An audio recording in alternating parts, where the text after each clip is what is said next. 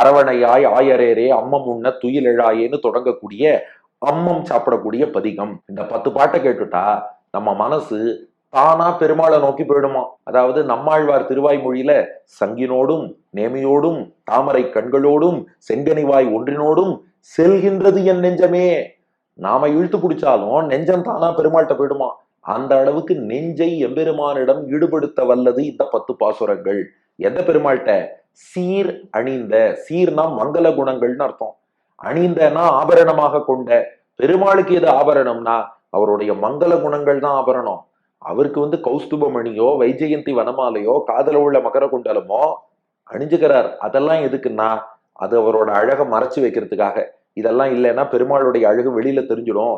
அவ்வளோ அழகு வெளியில தெரிஞ்சா கண்ணு போட்டுடும். அதுக்காக அதெல்லாம் ஆபரணம் கிடையாது, அழக மூடி மறைக்கிற கவரிங். ஆனா பெருமாளுக்கு உண்மையான அலங்காரம் எதுன்னா அவருடைய மங்கள குணங்கள், அவருடைய எளிமை, அவருடைய கருணை, அவருடைய மென்மை, அவருடைய வாத்சல்யம், நம் மீது நம் தோஷங்களை கூட குணமா எடுத்துக்கிறது.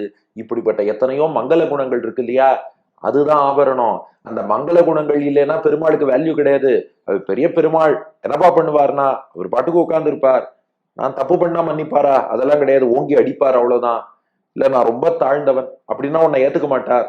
இப்படியெல்லாம் சொன்னா பக்தன் என்ன சொல்லுவான்? அந்த பெருமாளே எனக்கு வேண்டான்றான். இப்படிப்பட்ட ஒருத்தரை வச்சு நான் என்ன பண்றது? எங்கிட்ட கூட கருணை காட்டணும், நான் தப்பு பண்ணா கூட பொறுத்துக்கணும், என்னோடு எளிமையா கலந்து பழகணும்.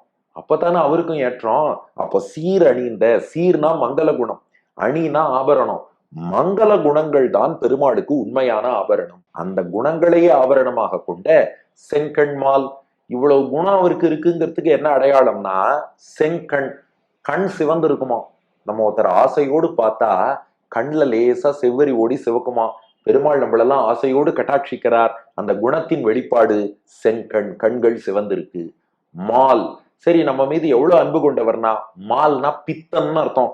பக்தர்கள்னு சொல்லிட்டா நம் மீது பைத்தியம் முடிச்ச மாதிரி ஆயிடுவார். நாம பெருமாள் மீது பித்தனாக ஆனோமோ இல்லையோ, பக்தனாகவே ஆனோமோ இல்லையோ, ஆனா பக்தின்னு பேர் சொல்லின்னு வந்தாலும் அவர் பித்தனாகவே ஆகி விடுகிறார். அந்த சீரணிந்த கல்யாண குணங்கள் நிறைந்த செங்கண், அந்த குணத்தின் வெளிப்பாடா கண் சிவந்திருக்கக்கூடிய மால், அடியார்கள் மீது பித்தன் இருக்கானே, மேல் அந்த பெருமாள் மேலே அவனிடத்திலே சென்ற சிந்தை, அவனை நோக்கி ஓடி போகும் மனசு. நாம எங்கேயோ போனாலும் மனசு பெருமாள்கிட்ட ஓடும். சென்ற சிந்தை, சிந்தனை பெருமாளை நோக்கி ஓடும்படி பெறுவர் தாமே. அப்படிப்பட்ட மனத்தை பெறுவார்கள். இனி நம்ம மனசுல கிருஷ்ண பக்தி பொங்கி வரும். மனசு தானா பகவானை நோக்கி ஓடும்.